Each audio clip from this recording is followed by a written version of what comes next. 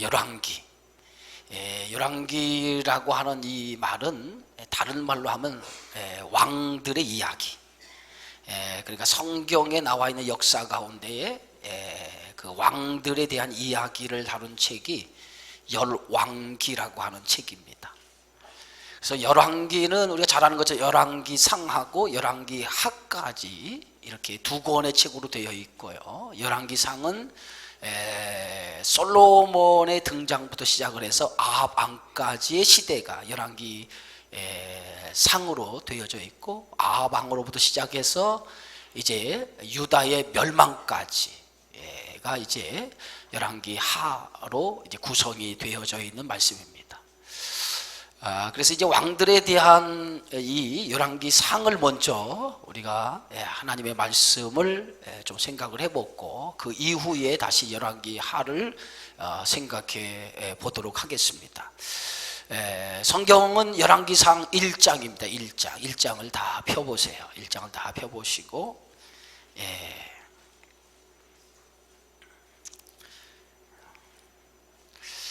자, 이제 성경을 펴보시면 돼요. 이제 펴보시고 이제 저하고 이제 말씀을 나누면서 이렇게 우리가 오후 예배를 진행을 할 거니까요.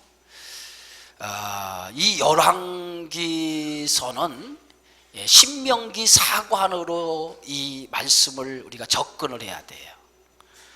여러분, 신명기 사관이라고 하는 것은 어떤 사관을 가리키냐면 하나님의 말씀에 순종하느냐 순종하지 않느냐, 이것이 이런 관점으로 보는 것이 신명기 사관이에요. 그래서 우리가 성경의 역사는 인간의 역사, 우리의 인간의 역사와는 달라요. 성경은 하나님에 관한 책이기 때문에 이 성경의 역사를 보는 그 관점이 있는데, 그 관점을 오늘 신명기 사관으로 이 관점을 보고 성경을 기록했다는 거예요.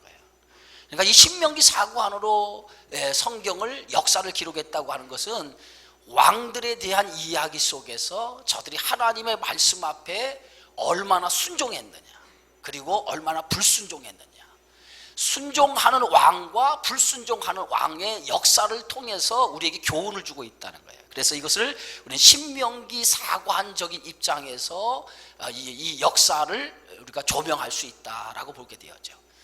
또 하나는 이 열왕기서를 통해서 우리가 보게 되어지는 것은 사사기의 관점이에요. 사사기에 반복되어지는 게 뭡니까? 하나님의 구원과 하나님의 심판이 반복되어져 있죠. 하나님의 구원은 그들이 잘못된 것에 돌이키고 회개할 때 하나님의 구원이 있고, 그들이 잘못을 저질렀을 때 하나님의 뭐가 있어요? 심판이 있는 것. 그것이 사사기의 패턴이죠. 그런 것처럼 두 가지, 신명기 사관과 사사기의 관점에서 이 열왕기서를 볼 때에 우리가 열왕기서에 나타나는 정확한 하나님의 은혜를 우리가 생각해 볼 수 있다라고 하는 것이죠. 자, 열왕기서는 누가 기록했느냐? 여기에 보면 저자가 누가 기록했다고, 복음서에는 누가 기록했다라고 하는 것이 분명히 기록이 되어져 있는데, 열왕기서는 누가 기록했다라고 하는 기록이 없어요. 그래서 많은 성경학자가 추측을 해요. 누가 이 열왕기서를 썼을까라고 추측을 하게 되어지는데, 두 사람으로 압축을 하고 있어요. 하나는 예스라라고 하는 사람과 또 하나는 예레미야, 이 두 사람 중에 한 사람이 이 열왕기서를 기록했다라고 이렇게 신학자들은 얘기합니다. 그런데 그 중에서 가장 누가 썼느냐라고 보다도 구체적으로 접근을 한다면 이 열왕기서를 예레미야가 썼다라고 하는 것이 상당히 많은 추측이에요. 그러나 정확한 것은 알 수 없어요. 누가 쓴 것은 누가 썼다, 성경에서 정확히 내가 썼다라고 얘기하지 않기 때문에 성경학자는 그냥 추측할 따름이지 정확히 예레미야가 쓴 것 같다라고 얘기하지, 예레미야가 썼다라고 어떤 근거는 없어요. 누가 썼을까요? 그것은 하나님만이 아신다라고 하는 거예요. 그렇죠? 누가 아세요? 하나님만이 아셔요. 이 열왕기서를 쓴 것은 오직 하나님만이 아신다라고 하는 거예요. 그래서 오늘 열왕기서를 시작하는 1장 1절을 우리 첫 절 한번 봅시다. 열왕기서를 어떻게 문을 열고 있는지 한번 다 같이 한번 읽어봅시다. 다윗 왕이 나이가 많아 늙으니 이불을 덮어도 따뜻하지 아니한지라. 열왕기를 시작하는 문을 딱 여는데 그 문이 어디서 시작하냐면 다윗 왕이 나이가 많아 늙으니 이불을 덮어도 따뜻하지 아니했다라고 하는 말로 열왕기서를 시작을 해요. 왕들의 이야기를 시작하면서 다윗 왕이 나이가 많았다, 그래서 늙었다는 거예요. 이불을 덮어 따뜻하지 아니했다라고 하는 거죠. 여러분, 이것은 어떤 것을 의미할까요? 지금 다윗이 나이가 많았다라고 하는 건 생물학적인 모습이죠. 생물학적 인간은 세월이 지나면 자연히 늙게 되어져 있죠. 그렇죠? 여기서 세월이 가는데 늙지 않은 사람이 있다면 그건 정상적인 것이 아니에요. 인간은 반드시 세월이 흐르게 되어지면 늙게 되어져요. 생물학적으로 인간은 늙어가게 되어져요. 그리고 결국은 그 나이가 많아 늙으면 어떻게 되죠? 결국은 죽음을 맞이하게 되어져. 죽음. 그 인간이 가야 할 길이죠. 그래서 이 죽음이라고 하는 것은 뭐의 결과죠? 인간이 하나님 앞에 죄된 결과가 죽음이에요. 죄의 싹은 사망이니. 그래서 인간의 죽음이라고 하는 것은 인간의 죄 때문에 생겨진 결과물이었다는 거죠. 그래서 모든 인간은 다 어디로 가니까 죽음의 길로 달려가고 있다는 거죠. 다윗도 마찬가지예요. 다윗도 그가 나이가 많아 늙었다 라고 하는 것은 그의 인생도 역시 생물학적으로 늙어갔지만 또 하나 그의 인생이 뭘 향해서 가고 있다? 이제 곧 죽음을 향해 가고 있다는 거죠. 이 세상에서 그 어떤 사람도 죽음을 향해 가고 있지 않은 사람은 한 사람도 없어요. 다만 오늘 믿는 우리에게는 육적인 죽음이 있지만 그러나 반드시 우리는 하나님의 은혜로 우리는 부활의 생명을 갖게 되어지는 줄 믿습니다. 그것이 그리스도인에게 주신 축복이라고 우리는 믿습니다. 생물학적으로 그 나이가 많아 늙어져서 이제 그가 몸이 차가워졌다는 거예요. 그러니까 나이가 많아지면 몸이 차가워진다는 거예요. 왜 차가워질까요? 이 안에 있는 모든 기능들이 점점 저하가 되기 때문에. 그래서 나이가 많을수록 뭐예요? 혈액순환이 다 이루어지지 않잖아요. 그래서 몸이 차가워지기 시작해요. 몸이 차가워지기 시작해요. 그래서 결국은 몸이 차가워지는 것 때문에 이불을 덮어도 따뜻하지 않게 되어졌다라고 하는 거예요. 그러나 또 하나 이 역사가가 기록할 때 다윗이 나이가 많아 늙어갔다라고 하는 것을 굳이 왜 이 열왕기상의 문을 열면서 역사가는 이것을 기록했을까를 우리가 또 한 번 생각해 봐야 돼요. 단순히 이것이 생물학적인 으로 나이가 많아서 늙어가서 이런 현상이 벌어졌을까를 이렇게 생물학적인 모습으로만 이렇게 표현했을까? 우리가 성경을 보는 눈 가운데 정확하게 우리는 그 안에서 영적인 어떤 것을 우리가 발견해야 되는데 그것이 우리가 이 성경을 통해서 발견해야 될 이유 가운데 또 하나예요. 오늘 역사가가 기록하면서 다윗이 나이가 많아 늙어갔다라고 하는 것은 이것은 생물학적인 다윗의 늙음도 얘기하지만 또 하나 영적으로 우리에게 뭔가를 시사하기 위해서 주어진 말씀이라는 거예요. 그 영적으로 시사하는 그 말씀이 뭘까요? 그것은 다윗은 하나님의 언약에 예표된 사람이에요. 그렇죠? 다윗의 씨로 말미암아 누가 태어나게 되어졌을까요? 예수 그리스도가 태어나게 되어진 거죠. 그렇죠? 그래서 오늘 아브라함의 씨가 자라서 그 씨가 다윗에 이르고 다윗의 씨를 통해서 누가 나타나죠? 예수 그리스도가 태어나게 되어져 있어요. 그렇다고 하면 다윗이 나이가 많아 이제 늙어갔다고 하는 얘기는 곧 죽음을 임박했다고 하는 것은 우리가 영적인 관점에서 우리가 접근해 볼 때 그것은 무엇을 의미하냐면 하나님의 언약이 중단될 위기에 놓여 있다라고 하는 거예요. 무슨 얘기 하시죠? 하나님의 언약, 그 언약이 뭐냐? 예수 그리스도가 다윗의 몸을 통해서 나와야 되는데 다윗의 죽음은 하나님의 언약에 중단되는 거죠. 그렇죠? 다윗의 씨로 말미암아 하나님의 이제 구원의 역사가 이루어지는 그 구원의 언약의 역사가 중단될 위기에 놓여 있는 것을 이렇게 표현하고 있어요. 그렇다고 하면 하나님의 구원의 역사가 과연 중단될 수 있을까? 여러분, 하나님의 구원의 역사가 중단될 수 있을까? 한 인간의 죽음을 통해서 하나님의 언약의 역사가 이루어가는데 한 인간의 죽음이 하나님의 역사가 중단되어질 수 있을까? 결코 그렇지 않다는 거죠. 결코 그렇지 않다는 거죠. 제가 수요일 날 요한복음을 강의하고 있습니다. 그 요한복음을 강의하면서 오늘 구약의 마지막 끝 성경이 뭐죠? 말라기서예요. 말라기서. 구약의 마지막 책이 말라기서예요. 그리고 신약의 첫 번째 책이 뭐죠? 마태복음이죠. 근데 구약의 말라기가 마지막 선지자고 신약의 첫 번째 마태복음에 등장하는 첫 번째 선지자가 누구죠? 세례 요한입니다. 구약의 마지막 선지자로 등장하는 말라기에서 신약 성경에 등장하는 선지자는 세례 요한인데, 세례 요한과 말라기 선지자가 세례 요한의 등장까지 무려 이 시간이 몇 년인지 아십니까? 400년이에요. 400년. 말라기에서부터 세례 요한 선지자가 등장할 때까지가 400년입니다. 근데 이 400년 동안 성경은 아무런 얘기가 없어요. 아무런 400년 기간이 흘러갔는데 말라기 선지자로부터 시작을 해서 세례 요한이 등장하기까지 성경은 아무런 얘기가 없어요. 아무런. 그 기간에 대한 이야기가 아무도 없어요. 그런데 한 가지 물어볼게요.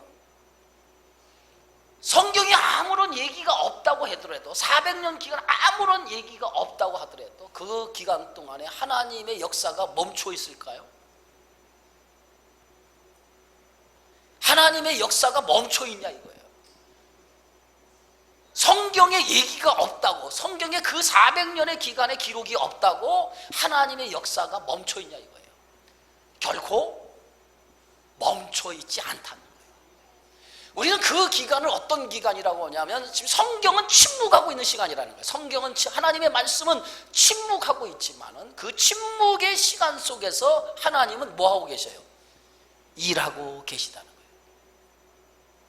항상 우리 인간 속에 우리가 하나님의 말씀이 없다고, 하나님이 일하시지 않는다라고 생각하면 큰 착각이에요. 하나님이 나에게 아무런 말씀이 없다라고 해서 그것을 우리는 좌절하거나 낭망할 필요가 없어요.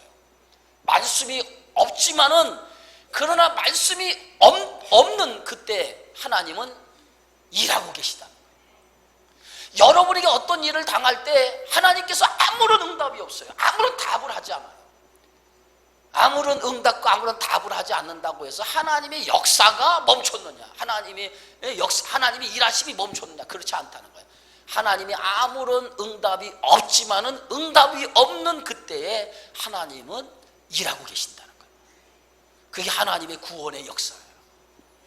400년 기간 동안 말라기 선지자에서부터 누구까지? 세례 요한이 등장하기까지 400년의 기간인데 하나님은 침묵하는 시간이었어요. 그러나 그 침묵의 시간 속에 하나님은 일하고 계셔요. 그게 하나님의 구원의 역사였고, 그 구원의 역사를 준비하는 시간이 400년의 역사였다. 마찬가지로 오늘 다윗이 나이가 많아 늙었어요. 이제 다윗을 통해서 하나님 예수 그리스도의 구원의 역사를 이루어야 되는데, 이제 다윗의 나이가 많아 늙음으로 그의 죽음에 임박했어요. 그렇다고 하면 하나님의 역사가 멈춰질 위기에 놓여 있는 거예요.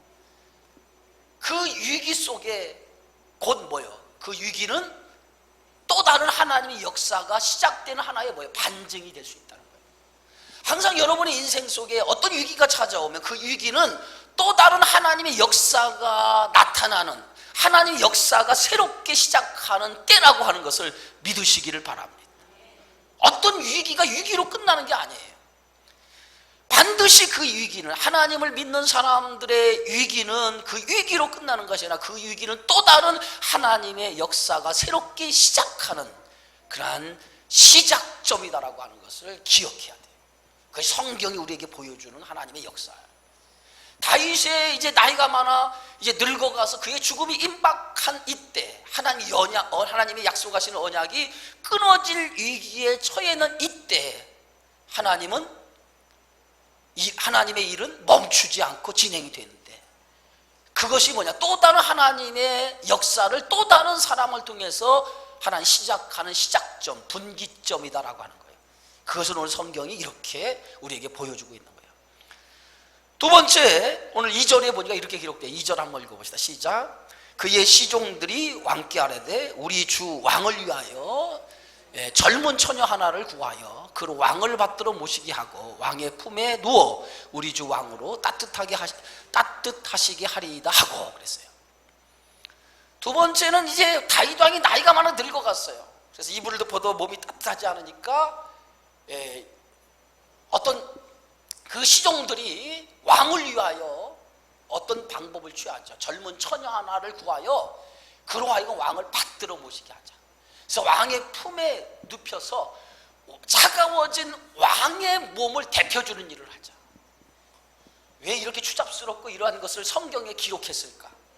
그렇죠? 그렇죠. 여러분, 성경이 왜 이런 추잡스러운 것을 성경에 기록했을까라고 우리가 생각해 볼 수 있어요. 그러나 여기에 기록한 목적이 있어요. 반드시 하나님 역사를 움직여가는 일에는 인간의 방법과 하나님의 방법이 충돌한다는 거예요. 그걸 기록하고 있는 거예요. 인간의 방법과 하나님의 뜻이 충돌하고 있다는 거예요. 자, 다윗 왕이 죽어가는 것은 하나의 뭐예요? 인간이 가는 길이에요. 그러나 그 인간의 가는 그 길에 조금이라도 그것을 늦춰보고자 하는 인간의 방법이 동원되고 있는 거예요. 조금이라도 다윗이 늙어가서 죽어가는 것을 뭐 하기 위해서? 미루기 위해서 인간의 방법이 동원되어지는 거예요. 그것을 오늘 이렇게 표현하고 있는 거예요. 여러분들이 하나님의 말씀을 붙들고 그 뜻을 따라 살아갈 때 항상 그 뜻을 붙들고 살아가는 성도에게는 두 가지 마음이 있다는 거예요. 하나는 뭡니까? 하나님의 말씀을 붙들 거냐, 아니면 인간의 방법을 동원할 거냐. 그것이 항상 우리들에게 다가오는 믿음의 삶의 문제 속에서 드러나는 것이다. 여러분들이 믿음을 가지고 신앙생활을 하면서 어떤 문제가 닥칠 때 그 문제 속에서 여러분은 무엇을 붙들고 삽니까? 하나님의 말씀을 붙들고 거기에서 그 말씀을 가지고 문제 해답을 찾으려고 합니까? 아니면 인간적인 방법을 가지고 문제 해결을 찾으려고 합니까? 어떤 방법을 취하고 있어요? 대부분 사람들의 생각 속에서 오늘 말씀해 보면 인간적인 방법을 동원하여서 문제를 해결하려고 하는 것이 대부분 사람들이 가는 삶의 모습이라는 거예요. 그러나 우리의 믿음의 사람들은 이 말씀을 통해서 뭘 깨달습니까? 세상 사람들이 가는 그 길을 우리가 걸어가는 것이 아니라 어떤 문제가 봉착했을 때 우리는 반드시 어떤 인간적인 방법을 가지고 그 문제를 헤쳐나가려고 하는 것이 아니라 거기서 뭐예요? 하나님의 뜻을 물어야 된다는 거예요. 그것이 우리 성도가 가져야 될 신앙의 자세예요. 어떤 문제 앞에서 먼저 나의 인간적인 생각을 찾아서 그 생각을 가지고 나가는 것이 아니라 하나님 앞에 뭘 물어요? 하나님의 뜻을 묻고 사는 거예요. 그것이 성도예요. 따라서 성도는 하나님의 뜻을 묻고 사는 사람이다. 그래서 항상 하나님의 뜻을 물어야 돼. 여기서 하나님의 뜻이 어디 있는가를 물어야 돼요. 물어서 그 뜻 앞에 내가 순종할 줄 알아야 돼. 그게 뜻을 묻는다고 하면 하나님의 뜻을 묻는다는 그게 기도잖아요. 기도는 처음에 어떻게 시작합니까? 나의 필요에 의한 것을 구하는 게 기도예요. 그게 대부분 기도의 출발점이에요. 기도의 출발점은 내가 필요한 것을 하나님 앞에 구하는 것으로부터 시작되어져요. 그게 기도예요. 그러나 기도가 성숙해지면 그 기도가 방향이 바뀌어요. 어떻게 바뀝니까? 내가 필요한 것을 구하는 기도에서 방향이 바뀌어지는데 어떻게 바뀌어지냐면 하나님의 필요에 내가 순종하는 기도로 바뀌어져요. 첫 번째 단계가 뭐라고요? 기도가요? 예? 첫 번째 기도가 어떤 기도예요? 내가 필요한 것을 구하는 기도예요. 그게 처음 우리가 기도의 시작을 열 때 그렇게 기도하는 사람이에요. 근데 그 신앙이 성숙해지면은 내가 필요한 것을 구하는 기도에서 방향이 바뀌어져서 하나님의 필요에 의한 기도로 내 기도가 바뀌어지는 거예요. 그러니까 내 뜻을 이렇게 이루어 주옵소서라고 하는 것은 내가 처음 기도할 때 어린아이와 같은 신앙이에요. 그 믿음이 성숙해지기 시작하면 내 뜻이 아니라 하나님의 뜻이 내 안에서 이루어지기를 원합니다. 이거는 기도로 바뀌어지는 거예요. 그것이 성숙한 성도의 삶이라는 거예요. 그래서 항상 인간의 방법으로 접근했다고 하는 것은 내가 아직도 믿음이 성숙하지 못했다는 거예요. 어떤 문제가 생길 때 그것이 인간적인 방법이 접근이 되지 않냐고 하나님의 방법으로 접근하는 사람은 이게 믿음의 사람이라는 거예요. 그런데 오늘도 여지없이 다윗 왕이 나이가 많아 늙어가는 그 시점에 사람들은 인간의 방법이 동원되었다는 거예요. 그것이 뭐냐? 다윗의 몸이 따뜻하지 않으니까 어떤 이 젊은 여자를 취하여서 그 젊은 여자로 하여금 다윗의 몸을 데펴주는 일을 하면 다윗의 생명이 연장되지 않을까라고 하는 인간의 방법이 동원됐다는 거예요. 자, 3절 그 다음에 자, 그 방법을 동원해서 이스라엘 사방 영토 내에 아리따운 처녀를 구하던 중 그랬어요. 수넴 여자 아비삭을 얻어 왕께 데려와. 결국은 그들의 인간의 방법을 동원해서 사람을 찾기 시작했는데 그 사람이 누구였습니까? 수넴에 사는 여자 가운데 아비삭이라고 하는 여자를 왕께 데려왔다. 아비삭이라고 하는 여자가 낙첨이 된 거죠. 예? 근데 이 여자가 어떤 여자예요? 예? 심히 아리따운 처녀였다. 굉장히 아름다운 처녀였다. 그래서 아름다운. 예, 나이가 많아 몸을 데펴주는데 아리따운 거하고 무슨 상관이 있어요? 그잖아요? 그거하고 무슨 상관이 있어요? 몸만 데펴주면 되지.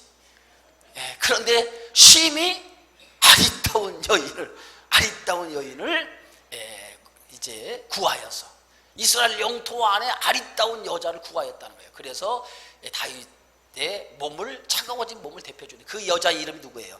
아비삭이다. 아비삭. 그다음 4절 이 처녀는 심히 아름다워 그가 왕을 받들어 시중들었으나 왕이 잠자리는 같이 하지 아니하였더라. 왕이 잠자리를 같이 하지 않았다는 거예요. 왜 안 했을까요? 예? 예? 왜 안 했을까요? 좀 부끄러운 얘기지만 왜 안 했을까요? 왕이 잠자리를 할 수 있는 실력이 되지 못해서 못한 거예요. 그렇죠. 이미 나이가 많아 늙었기 때문에 잠자리를 같이 하지 않았다고 하는 것은 그가 할 수 없기 때문에 못한 거예요. 그죠? 자, 성경은 이제 열왕기하를 시작하면서 이렇게 문을 열고 있어요. 다윗이 나이가 많아 이제 늙어서 이제 점점 죽어가고 있는데 그의 생명을 연장해 보려고 인간의 방법을 동원하는 것도 시작을 돼요. 근데 여기서 이제 새로운 이제 또 하나의 두 번째 사건이 시작이 되는데 그것이 이제 5절의 말씀이에요. 자, 우리 함께 읽습니다. 그때에 핫깃의 아들 아도니아가 스스로 높여서 이르기를 내가 왕이 되리라 하고 자기를 위하여 병거와 기병과 호위병 50명을 준비하니 그랬어요. 예? 그때 이 다윗의 아들 가운데 핫깃의 아들, 핫깃의 그의 어머니가 핫깃이에요. 핫깃이라고 하는 어머니의 아들 아도니아가 등장을 하죠. 그래서 스스로 자신이 뭐가 되리라고 그래요? 왕이 되겠다. 이제 자기 아버지가 나이가 많아 이제 얼마 있으면 병들어서 이제 죽게 되어지는 상황을 보고 이제 누가 깃발을 들었어요. 아도니아가 깃발을 들고 나서니까 내가 왕이 되겠다. 내가 왕이 되겠다 하고 깃발을 들고 나고. 그러면 이 아도니아는 다윗의 몇 번째 왕일까요? 응? 다윗의 몇 번째 왕이에요? 응? 다윗의 몇 번째 왕일까요? 아도니아가 다윗의 네 번째 왕이에요. 네 번째 왕이에요. 그러면은 그 우리가 왕의 족보에 보면 승계를 할 때 누가 제일 먼저 왕으로 승계를 받죠? 장남이 승계를 받죠. 그죠? 장남이 승계를 받죠. 그럼 다윗의 장남은 누굴까요? 다윗의 장남은 누구예요? 네?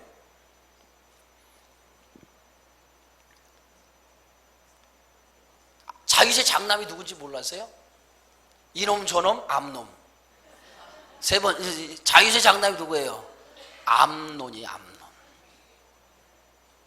다윗의 장남 첫 번째 아들이 암논이 암논. 우리가 다윗의 아들이 굉장히 많아요. 굉장히 많지만은 그래도 아무리 못해도 어디까지는 알아야 되냐면 아도니아까지는 알아야 돼요. 아도니아는 몇 번째 아들이에요? 네 번째 아들까지 이름은 적어도 알아야 돼요. 그러면 이 다윗의 두 번째 아들이 누굴까요? 응? 두 번째 아들. 우리 성경을 한번 찾아봅시다. 역대상 3장. 자, 성경을 찾아봐. 여러분들이 이제 성경의 지식을 좀 높여야 될 때니까 성경을 찾아봐야 돼. 이건 성경에 대해서 여러분 많이, 이 열왕기는 성경의 역사니까 성경의 역사를 좀 찾아봐야 돼. 자, 1절부터 한번 열왕기상 1절부터 하나님의 말씀을 다 같이 역대상, 열왕기 상하 다음에 역대상이에요. 성경에 보면 중간 정도 약간 밑으로 보면 있어요. 역대상. 자, 1절부터 읽습니다. 다윗이 헤브론에서 낳은 아들들은 이러하니 맏아들은 암논이라 이스라엘 여인 아히노함의 소생이요, 둘째는 다니엘이라 갈멜 여인 아비가일의 소생이요, 셋째는 압살롬이라 그술 왕 달메의 딸 마하가의 아들이요, 넷째는 아도니야라 학깃의 아들이요, 다섯째는 스바다라 아비달의 소생이요, 여섯째는 이드르함이라 다윗의 아내 에글라의 소생이니 이 여섯은 헤브론에서 낳았더라. 자, 암논 두 번째 아들이 뭐예요? 다니엘이라고 부르는데 길르압이라고 부르기도 하죠. 이 길르압은 어릴 때 죽어요. 그리고 세 번째 아들이 압살롬인데 이 압살롬의 누이가 누구냐면 다말이에요. 다말. 유일하게 압살롬의 누이가 다말인데 이 암논이 누굴 사랑하죠? 이 다말을 사랑해요. 자기 누이를 사랑해요. 그래서 누이를 사랑을 해서 이 누이를 자기 여자로 만들어요. 그러나 버려버리죠. 그래서 결국은 이 사건 때문에 그의 동생 누가요? 압살롬이 분개하죠. 그래서 암논을 어떻게 하죠? 칼로 죽여버려요. 그래서 압살롬이 죽어요. 길르압은 어릴 때 죽고. 근데 압살롬은 어떻게 또 죽지요? 다윗 왕 아버지에게 반역을 일으키다가 결국 반역에 실패하고 전쟁터에서 또 죽어버리죠. 그러면 이제 첫 번째, 두 번째, 세 번째 다 죽었어요. 그러면 서열상 누가 왕이 돼야 돼요? 서열상 누가 왕이 돼요? 아도니아가 이제 서열의 네 번째인데 그가 첫 번째 서열이 된 거예요. 그래서 아도니아가 이제 스스로 자신을 높여서 뭐라고 하냐면 내가 왕이 되겠다. 왕이 되겠다. 스스로 높여서 왕이 되겠다. 가만히 있어도 왕이 될 그런 위치라는 거죠. 그런데 아도니아가 스스로 내가 왕이 되겠다라고 이렇게 손을 들어서 그래서 자신을 높이죠. 그래서 병과 기병과 호위병 50명을 준비하니 6절 한번 읽습니다. 시작. 그는 압살롬 다음에 태어난 자요 용모가 심히 준수한지라. 용모가 굉장히 뛰어난 사람. 아주 용모가 뛰어난, 굉장히 용모가 뛰어난 사람이었다. 기스의 아들 사울도 용모가 뛰어났고 그 다음에 다윗도 용모가 뛰어났다고 성경이 말하고 있는데 아도니아 역시도 용모가 뛰어난 수려한 용모를 가지고 있었다는 거죠. 그런데 거기 보니까 그의 아버지가 내가 어찌하여 그리하였느냐 하는 말도 한 번도 그를 섭섭하게 한 일이 없었더라. 이 아도니아는 그 아버지 왕 태어나면서부터 그의 아버지가 왕이었어요. 그렇죠? 그래서 항상 그는 오늘날 우리로 말하면 태어나서 보니까 그의 아버지가 누구였어요? 왕이었어요. 그러면 태어날 때부터 뭐로 태어난 거예요? 여러분 요새 잘 아는 그렇게 태어난 거예요. 그러니까 여러분 그렇게 태어나면 뭐 아쉬운 게 있을까 없을까? 그죠? 아쉬운 게 하나 없을 거 아니에요. 아쉬운 게. 그렇게 그는 한 번도 아쉬움 없이 살아왔다는 것을 이렇게 표현하고 있어요. 자, 그 다음에 7절. 자, 읽어봅시다. 시작. 아도니아가 수루야의 아들 요압과 제사장 아비아달과 모이하니 그들이 따르고 도후나. 보세요. 아도니아가 드디어 왕이 되겠다고 스스로 높여 왕이 되겠다 손을 들었어요. 그런데 자기 혼자 손 든다고 왕이 될 수 있을까요? 절대로 자기 혼자 손 든다고 왕이 될 수가 없어요. 자기를 지지하는 뭐가 있어야 돼? 세력이 있어야 돼. 자기 지지하는 세력. 자기를 지지하는 세력이 있어야 돼. 그 지지하는 세력이 없으면 아무리 왕이 되려고 해도 왕이 될 수가 없어요. 그러면 이 당시에 그 왕이 되려고 하면 자기를 지지하는 세력이 있어야 돼. 그 세력 가운데 어떤 세력을 잡아야 왕이 될 수 있을까요? 어떤 세력을 잡아야 왕이 될 수 있을까요? 한번 생각해 보세요. 여러분, 우리가 왕이 되려고 하면 제일 먼저 잡아야 될 세력이 뭐예요? 응? 뭐가 잡아야 돼요? 그래, 군대. 그래? 군대를 장악해야 돼. 그렇잖아요. 박정희 대통령이 5.16 쿠데타를 얘기할 때 뭘 장악했어? 군대를 장악, 군사를 장악. 두 번째는 또 뭘 장악하게 돼요? 예? 정치를 장악해야 돼. 그렇죠? 예? 정치와 군대를 장악을 해야 돼. 그래야 뭐요? 왕이 될 수 있는 거예요.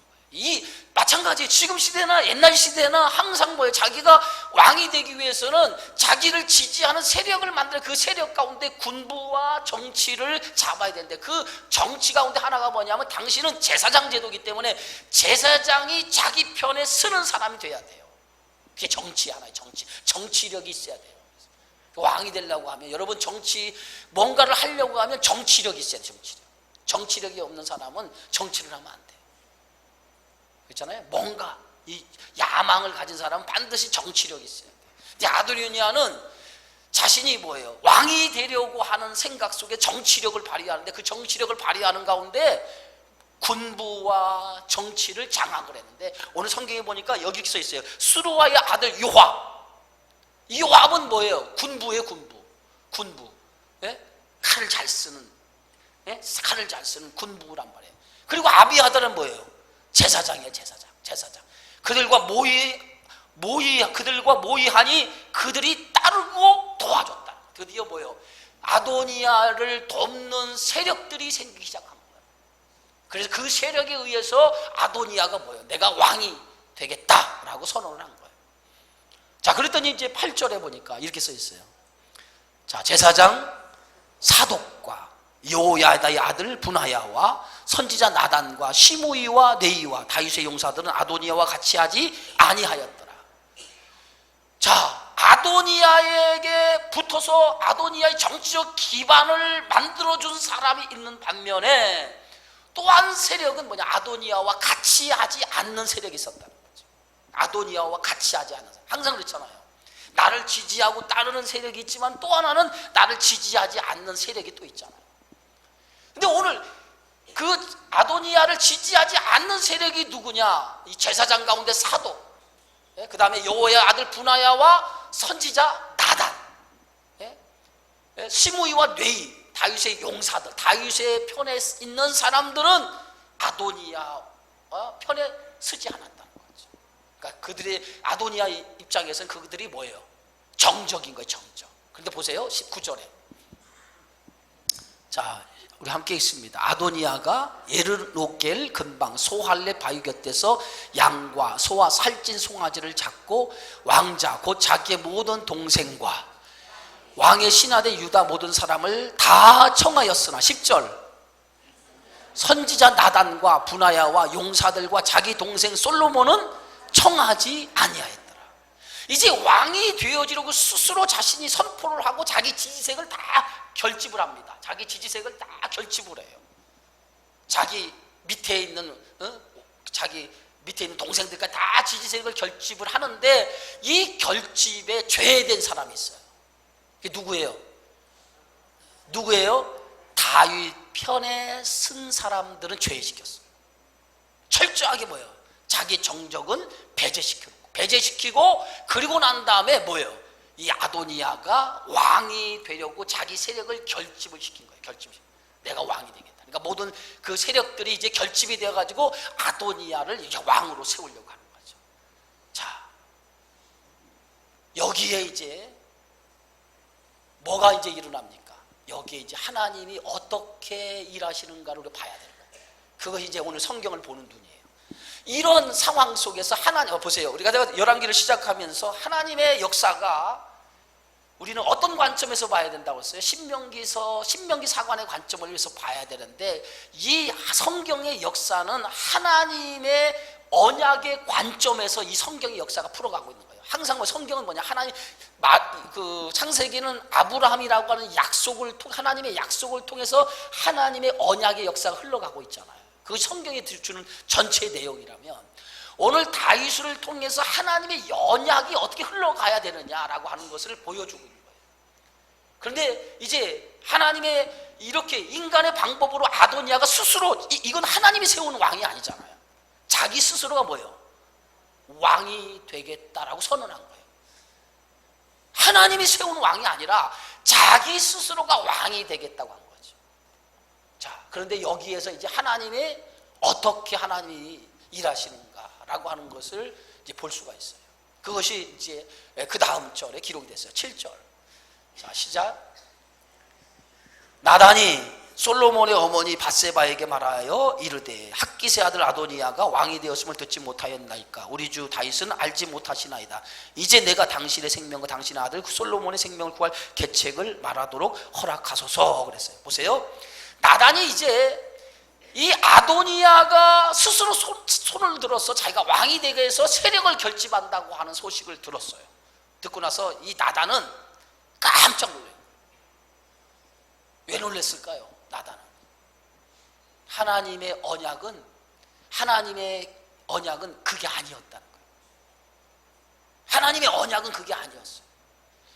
하나님은 이미 당신의 계획을 다윗 왕을 통해서 하나님의 계획을 알려준 거거든요. 그래서 다윗은 이미 자신의 후계로 누굴 세우겠다, 솔로몬을 세우겠다라고 나단 선지자에게 하나님의 말씀을 받아 신탁을 했어요. 이미 내 후계는 누구다?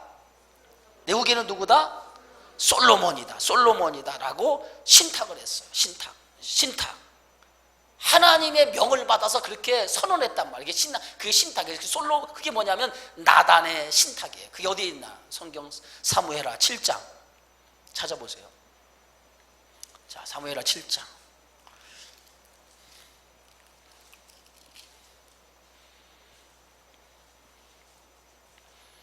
자, 12절부터 13절 우리가 두 절 읽습니다. 자, 사무엘하 7장 12절 13절 시작. 내 수한이 차서 내 조상들과 함께 누울 때에 내가 내 몸에서 날 내 씨를 내 뒤에 세워 그의 나라를 견고하게 하리라. 그는 내 이름을 위하여 집을 건축할 것이요 나는 그의 나라 왕위를 영원히 견고하게 하리라. 이미 하나님은 뭐요? 나단 선지자를 통해서 하나님께서 누굴 왕으로 세우겠다? 솔로몬을 왕으로 세워서 하나님의 집을 건축하게 하고, 그리고 뭐요?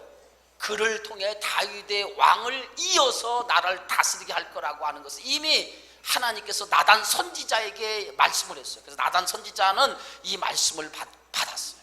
그런데 지금 돌아가는 상황이 어떤 상황이에요? 하나님의 말씀이 어떻게 끊어지는, 결국 하나님 말씀에 어떻게 됐어요? 지금 세상의 방법이 말씀이 움직이는 것이 아니라 세상의 방법이 움직이기 시작하기 시작한 거예요. 여기에서 누가 하나님의 말씀이 여기서 멈춰지면 안 되잖아요. 그래서 나단 선지자가 하나님의 말씀을 가지고 누구에게 들어갑니까? 밧세바를 찾아가죠. 밧세바를 찾아가서 밧세바에게 아도니아가 지금 자신이 스스로 왕이 되려고 하는 사실에 대해서 알려주잖아요. 그러면서 아도니아가 왕이 되면 어떻게 됩니까? 그의 모든 정적이라고 생각하는 모든 정적은 다 죽게 되어지죠. 그잖아요. 정치라고 하는 게 무서운 거죠. 정적은 다 죽게 되어지죠. 그래서 나단이 그 누구에게? 밧세바에게 이렇게 얘기해요. 13절 시작. 당신이 다윗 왕 앞에 들어가서 아뢰기를 내 주 왕이요 전에 왕이 여종에게 맹세하여 이르기를 내 아들 솔로몬이 반드시 나를 이어 왕이 되어 내 왕위에 앉으리라 하지 아니하셨나. 이게 뭐예요? 나단의 신탁의 내용을 이렇게 산 거예요. 그런데 아도니아가 무슨 이유로 왕이 되었나이까 하소서. 당신이 거기서 왕과 말씀하실 때 나도 뒤에 들어가 당신의 말씀을 확증하랬다. 나단 선지자가 밧세바에게 찾아가서 그 다윗 왕에 들어가서 이렇게 얘기하라고 할 말을 그의 입에 넣어줘요. 어떻게 얘기할 것인가를 밧세바에게 할 말을 그의 입에 넣어줘요. 그래서 밧세바가 이제 뭐예요? 누굴 찾아가죠? 왕을 찾아가죠. 다윗 늙어 병들어서 누워있는 왕을 찾아가는 거예요. 왕을 찾아가서 이제 15절 밧세바가 이에 침실에 들어가 왕에게 이르니 왕이 심히 늙었으므로 수냄 여자 아비삭이 시중 들었더라. 밧세바가 몸을 굽혀 왕께 절하니 왕이 이르되 어찌 됨이냐라고 물어요. 물으니까 17절 그가 왕께 대답하되 내 주 왕이요 전에 왕의 하나님 여호와를 가리켜 요종에 맹세하시기를 내 아들 솔로몬이 반드시 나를 이어 왕이 되어 내 왕위에 앉으리라 하셨거늘 이제 아도니가 왕이 되었어도 내 주 왕은 알지 못하나이다. 전에 왕이 분명히 하나님의 이름으로 내 아들 솔로몬이 왕이 되겠다고 선언을 했는데 지금 아도니아가 손을 들어서 왕이 되겠다고 하는데 왕은 지금 왕이 되겠다고 하고 손을 들고서 지금 자기의 세력을 결집하고 있는데 왕은 아무것도 모르고 있다는 얘기예요. 그렇죠? 아무것도 모르고 있다는 거예요.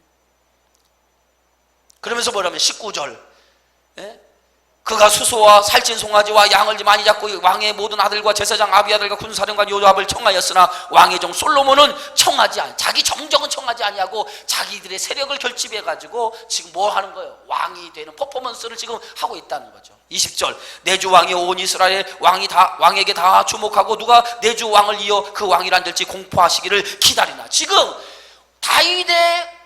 다윗이 지금 나이 많아 죽을 때 가까웠지만은 지금 다윗은 공식적으로 자기 뒤를 이어서 누가 왕이 될 거라고 하는 것을 선포했어요, 안 했어요? 선포는 하지 않았어요. 그러나 그는 이미 오래전에 신탁을 통해서 솔로몬이 왕이 될 거라고 하는 얘기를 했어요. 그러나 모든 백성들 앞에 공포를 하지 않은 거예요. 공포를 하지 않은 거예요. 자, 그래서 이제 뭐예요? 모든 백성들이 왕이 공포하기만을 기다리고 있다는 거예요. 자, 21절 그렇지 아니하면 내 주 왕께서 그의 조상들과 함께 잘 때 나와 내 아들 솔로몬은 죄인이 되리이다. 이때 이제 밧세바가 왕에게 들어가서 나단 선지자가 할 말을 넣어준 얘기를 하게 되어질 때 그때 때를 딱 맞춰서 누가 들어오죠? 나단 선지자가 딱 들어와요. 들어와서 이렇게 얘기하죠. 24절 이르되 내 주 왕께서 이르시기를 아도니아가 나를 이어 왕이 되어 내 왕이 앉으리라 하셨나이까. 그가 오늘 내려가 수수와 살찐 송아지와 양을 많이 잡고 왕의 모든 아들과 군사령관들과 제사장 아비아들을 청하인데 그들이 아도니아 앞에서 먹고 마시며 아도니아 왕은 만세수를 하옵소서 하였나이다. 그러나 왕의 종 나의 제사장 사독과 여호야의 아들 분하야와 왕의 종 솔로몬은 청하지 아니하였사오니 이것이 내 주 왕께서 정하신 일이니까. 그런데 왕께서 내 주 왕을 이어 그 왕위에 앉을 자를 종에게 알게 하지 아니하셨나이까. 다시 한번 나단 선지자가 들어가서 뭘 상기시켜줘요. 다윗에게 왕이 오래전에 누가 왕에 이어서 왕이 될 것인지를 신탁한 내용을 다시 한번 깨닫게 하죠. 자, 그 다음에 28절 그 얘기를 나단 선지자의 얘기를 듣고 이제 이렇게 얘기하죠. 28절 다윗 왕이 명령하여 이르되 밧세바를 내 앞으로 부르라 하매 그가 왕의 앞으로 들어가 그 앞에 서는지라. 왕이 이르되 내 생명을 모든 환난에서 구하신 여호와께서 살아계심을 두고 맹세하노라. 내가 이전에 이스라엘 하나님 여호와를 가리켜 내가 맹세하여 이르기를 내 아들 솔로몬이 반드시 나를 이어 왕이 되고 나를 대신한 내 왕위에 앉으리라 하였으니 내가 오늘 그대로 뭐하리라? 행하리라. 그대로 행하리라. 그랬더니 밧세바가 드디어 왕의 얘기를 듣고 어떻게 됩니까? 얼굴을 땅에 대고 절하며 내 주 다윗 왕은 만세수를 하옵소서. 그리고 난 다음에 이제 32절 다윗 왕이 이제 명령을 해요. 다윗 왕이 이르되 제사장 사독과 선지자 나단과 여호야다의 아들 분하야를 내 앞으로 부르라 하니 그들이 왕 앞에 이른지라. 왕이 그들에게 이르되 너희는 너희 주의 신하들을 데리고 내 아들 솔로몬을 내 노새에 태우고. 누구의 노새에? 왕의 노새에 태우고 기원으로 인도하여 내려가고 거기서 제사장 사독과 선지자 나단은 그에게 뭘 부어요? 기름을 부으라는 거예요. 이제 왕이나 제사장에게 반드시 기름을 부어서 세우도록 되는데 기름을 부으라는 거예요. 기름을 부어 이스라엘에 뭘 삼아라? 왕으로 삼으라. 이제 그 기름을 부어서 왕으로 삼고 그리고 너희는 그 왕으로 삼은 다음에 뭘 불어? 뿔나파를 부르라고. 뿔나파를 부르라. 뿔나파를 부르라. 그러면 이 뿔나파는 뭐예요? 그 기름을 부은 다음에 뿔나파는 모든 백성이 듣도록 하라는 거예요. 듣도록. 이 뿔나팔이라고 하는 소리가 막 울려지면 이것은 하나님 다윗 왕에 이어 솔로몬이 기름 부음을 받았다는 거예요. 그리고 나서 그 뿔나팔이 부러지면 일제히 만세수라는 거예요. 누구에게? 솔로몬에게 찬양하라는 거예요. 솔로몬에게. 예? 자, 그 다음에 35절, 그를 따라 올라오라. 그가 와서 내 왕위에 앉아 나를 대신하여 왕이 되리라. 내가 그를 세워 이스라엘과 유다의 통치자로 지명하였느니라. 여호야의 아들 분하이가 왕께 대답하이르되 아멘. 내 주 왕의 하나님 여호와께서도 이같이 말씀하시기를 원하오며 또 여호와께서 내 주 왕과 함께 계신같이 솔로몬과 함께 계셔서 그의 왕위를 내 주 다윗 왕의 왕위보다 더 크게 하시기를 원하나이다 하니라. 그리고 난 다음에 다윗 왕이 명령한 대로 그대로 행하죠. 이제 그게 뭐야? 38절에서부터 이루어진 일이죠. 자, 예? 자 40절 한번 다 같이 읽습니다. 시작. 모든 백성이 그를 따라 올라와서 피리를 불며 크게 즐거워하므로 땅이 그들의 소리로 말미암아 갈라질 듯하니. 보세요. 이제 기름을 부어서 뿔나팔이 울리고 모든 백성이 그 솔로몬 앞에 왕이여 만세수를 하옵소서 하고 큰 소리를 외치기 시작한 거예요.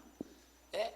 큰 소리를 외치기 시작한 거예요. 그랬더니 모든 백성들이 피리를 불며 즐거워하면서 그 즐거워하는 소리가 뭐예요? 땅이 진동하는 소리였다는 거예요. 여러분 보세요. 얼마나 많은 사람들이 따라왔으면 그 많은 사람들이 그 뿔나팔을 불고 소리를 지르는 그 소리에 땅이 움직였다는 거예요. 땅이 움직이는 거예요. 여러분 소리를 지르면 땅이 움직이는 거 아세요? 여러분 어떤 사람이 그러더라고. 그 올림픽 축구 경기장이잖아요. 축구 경기장이 어떻게 돼 있어요?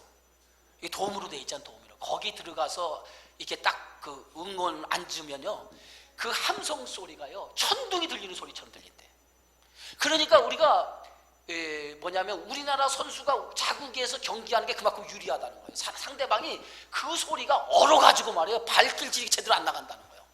그 정도로 이제 소리라고 하는 것이 무섭다는 거예요. 여러분 한번 가봐서 들어본 적 있습니까? 하기야 뭐 여러분은 기도만 하니까 그런 데 갈 일 없겠지. 뭐 기도만 하는데 뭐 그런 데 갈 일이 있겠어요. 천둥과 같은 소리로 들린다는 거예요. 그러니까 여기 보세요. 그 많은 사람들이 소리를 지르니까 이 소리가 땅이 진동하는 소리가 들리는 거예요. 그런데 자, 그 다음에 41절 시작. 아도니아와 그 함께한 손님들이 먹기를 마칠 때에 그들이 자기 세력을 모아가지고 자기 스스로 왕이 되어서 선포하려고 하는데, 그때에 그들이 먹고 선포하려고 하는 그때에 무슨 소리가 들려요? 천둥과 같은 소리가 들리기 시작한 거예요. 그들 귀에. 예? 요압이 뿔나팔 소리를 듣고 이르되 어찌하여 성중업 중에서 소리가 요란하냐 말할 때 제사장 아비아달의 아들 요나단이 오는지라. 아도니아가 이르되 들어오라. 너는 용사라 아름다운 소식을 가져오는도다. 요나단이 아도니아에게 대답하여 이르되 과연 우리 주 다윗 왕이 솔로몬을 왕으로 삼으셨나이다. 그들에게는 청천벽력 같은 소리가 들리는 거예요. 예? 누가? 다윗이 다윗 왕이 솔로몬을 왕으로 세웠다고 하는 소식이 들리는 거예요. 예? 자, 그랬더니 자 49절 다 같이 한번 읽어봅시다. 49절. 자 49절. 자 시작. 아도니아와 함께한 손님들이 다 놀라 일어나 각기 갈 길로 간지라. 인간은 이런 거예요. 인간은 자기가 뭔가를 기대하다가 그 기대가 무너지면 인간은 떠나가게 되어지지. 그렇죠? 갈 길로. 아도니아를 지지했던 세력들이 다 그 순간에 흩어져 버리고 말아요. 그리고 아도니아는 어떻게 합니까? 재단에 도피성에 가서 도피성에 들어가가지고 재단불을 붙잡아요. 자기도 죽을까봐. 그렇죠? 그것이 이제 마지막 장면으로 되어 있어요. 여러분 그렇죠? 여기 보세요. 이제 끝났어요. 1장 내용이 끝났어요. 1장 내용 끝났어요. 다윗 왕의 죽음, 다윗 왕이 나이 많아 죽어가는 그때에 하나님의 언약이 멈춰질 위기에 있을 때 하나님은 멈춰지지 않는다는 거예요. 거기에 하나님의 계획과 역사는 진행되어져 가는 거예요. 그러니까 누구를 위해서 진행하느냐? 거기에는 반드시 하나님의 뜻 안에서 진행되어져 간다는 거예요. 인간의 방법이 아무리 인간의 방법을 동원해서 인간의 방법이 하나님의 계획과 하나님의 뜻을 누르려고 하더라도 인간의 계획과 방법의 하나님의 역사, 하나님의 구속의 계획, 하나님의 뜻을 누를 수 없다는 거예요. 하나님의 역사는 인간이 아무리 어떤 방법을 통해 하나님의 역사를 막으려고 해도 하나님의 역사는 진행이 된다. 믿으시면 아멘 하세요. 그게 하나님이 우리 인생을 이끄시는 거예요. 여러분의 인생을 누가 이끌어요? 하나님이 이끌어요. 아무리 사단이 여러분의 인생을 어떻게 하려고 하더라도 하나님이 내 편이 되면 하나님 누구예요? 하나님이 여러분 편이 되면 여러분의 인생을 하나님 붙드신다. 그리고 하나님은 그것을 통해서 하나님의 역사를 이루어 가시는 것을 믿으시면 아멘 하세요. 그래서 우리 누구 손에 붙들려야 될까요? 인간의 방법에 붙들려 살아가는 것이 아니라 하나님의 뜻에 붙들려 살아가는 저와 여러분이 되어지기를 주의 이름으로 축원합니다. 고마우신 아버지 하나님 감사합니다. 오늘도 이 열왕기서를 통해서 다시 한번 생명의 말씀을 허락해 주심을 감사합니다. 인간의 방법이 우리가 살아가는 삶의 방법이 아니라 우리는 살아가는 삶의 방법 오직 하나님 안에 있음을 깨닫고 하나님의 뜻을 묻고 그 뜻 안에서 하나님이 인도하는 대로 순종하여 살아가는 저희 모두가 되어지게 하여 주옵소서. 예수님의 이름으로 기도하옵나이다.